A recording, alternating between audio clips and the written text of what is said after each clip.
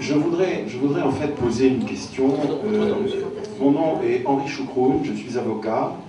J'appartiens à une association qui est un peu tourbée en sommeil, qui est présidée par Gisèle Halimi et Jamil Younes, qui est palestinien, et qui s'appelle Avocats pour la paix au Proche-Orient, pour la justice au Proche-Orient. J'ai eu à cette occasion à me rendre dans les territoires palestiniens en 2002 et 2003 pour étudier des violations des droits de l'homme, en fait des phénomènes des cas de torture sur les Palestiniens qui étaient le fait de l'armée israélienne, des militaires israéliens, et à faire un certain nombre d'observations et un rapport à ce sujet, dans le cadre de mon association.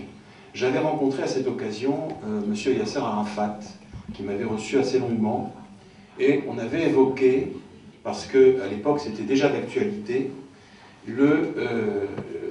l'hypothèse de la réunion prochaine, et c'était en 2003, en mai 2003, d'un tribunal Russell pour juger les crimes commis par Israël dans les territoires palestiniens.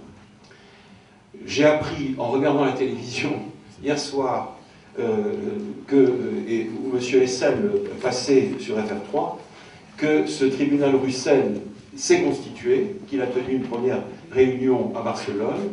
Nous savons qu'il en tiendra une autre en octobre à Londres, d'après ce que j'ai compris.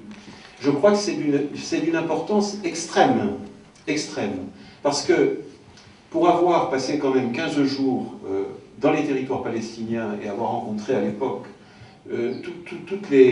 aussi bien les militants associatifs que politiques, etc., que les gens qui avaient eu à souffrir d'exactions, de brimades diverses et variées, etc., dans le cadre de mon rapport, je peux vous dire que, certes, les Palestiniens attendent qu'on les aide sur le plan économique, mais cette aide, finalement, elle fonctionne. On sait qu'il y a une aide de l'Europe qui est assez, je dirais pas suffisante, mais qui existe.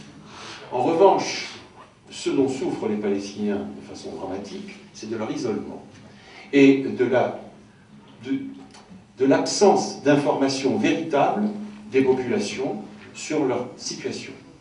Alors, bien sûr, il y a des images de Gaza, il y a toutes ces choses qui sont de l'ordre de l'émotion et qui provoquent une émotion du public, qui d'ailleurs, à son tour, provoque des heurts, si je puis dire, entre d'une part une communauté juive qui se sent stigmatisée, une communauté musulmane qui sympathise avec la cause palestinienne. Bon, c'est une chose, mais une véritable information sur les origines du drame palestinien, une véritable information sur les phénomènes qui ont été étudiés ce soir, à savoir cette collaboration assez honteuse de certaines entreprises européennes avec Israël, et de façon totalement illégale, c'est-à-dire en violation complète des lois internationales.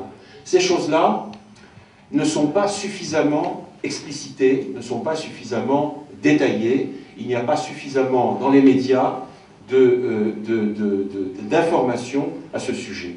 Et je crois que un tribunal comme le tribunal Russell peut, surtout s'il a l'autorité de gens comme ceux qui le composent, et dont j'ai cru comprendre hier soir qu'il y avait quand même un certain nombre de gens extrêmement, avec un crédit très fort, s'il peut apporter une information objective à l'opinion publique, eh bien il ne faut pas simplement que ça soit une information qui sera à l'effet d'initier comme vous l'êtes dans cette salle, mais que ça soit pour l'ensemble de l'opinion publique. Et c'est là où je pense que les organisations politiques ont un rôle à jouer, c'est-à-dire un rôle de relais et d'amplificateur des travaux du tribunal Russell.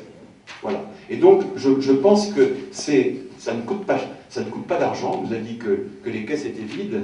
Relayer une parole, ça ne coûte pas d'argent. Je crois qu'il serait intéressant que vous vous penchiez là-dessus, et je pense que c'est une question que je vous pose. Est-ce que vous avez l'intention de le faire ?